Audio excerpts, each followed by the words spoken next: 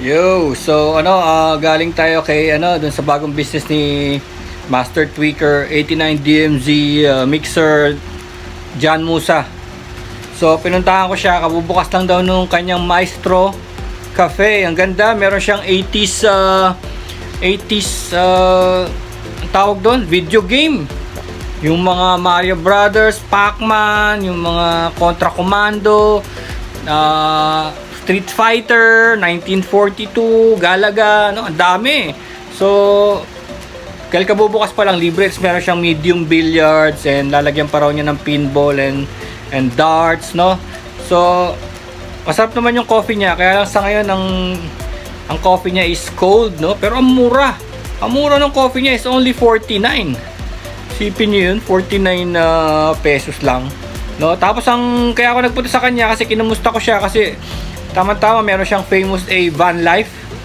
Famous A Van Life. Meron siya. Tapos meron siyang yung kanyang mobile mixer na ginagamit niya sa mga show. Medyo namamatay na nga yun. Kaya sabi ko gusto kong buhayin. Inintroduce ko sa kanya yung Mototown, Bridgetown. Kasi nagsabi na ako sa mga administrator ng Mototown na i-invite ko si Master Tweaker DJ John Musa dun sa lugar kasi nga tambayan yun di ba, tambayan ng motor, ng mga sakyan, 4 wheels, di ba, dun sa Bridgetown, Pasig.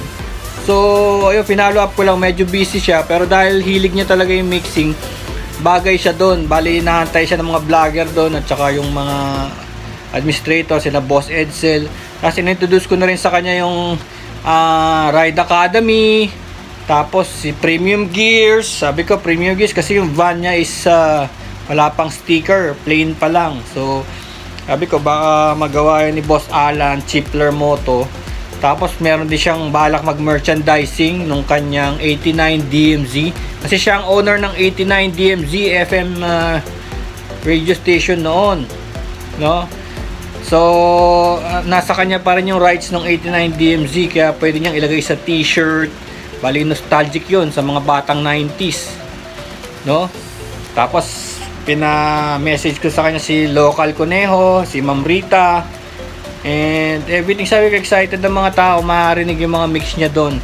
And of course we will also push for the Maestro Coffee, no? Kaya lang di natin alam ang deal doon kasi meron ng Mercato Centrale. Pero nagpunta ako sa kanya, malapit lang sa akin. So hopefully this week mabisita namin yung Bridgetown and work things out, no? Kasi may mga vlogger doon, yung vlogger ng Premium Gears.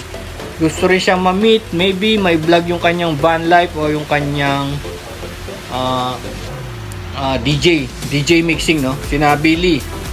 Baka gusto nyong makilala si Master Tweaker John Musa. So this week pupuntahan namin yun.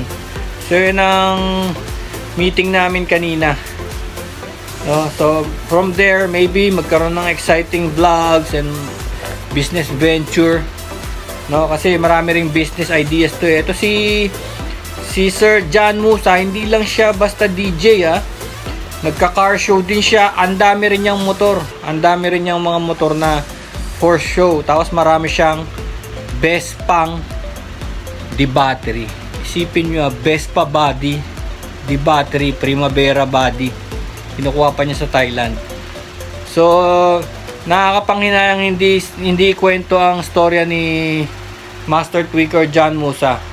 Kaya binisita ko siyang muli sa kanyang bagong business endeavors.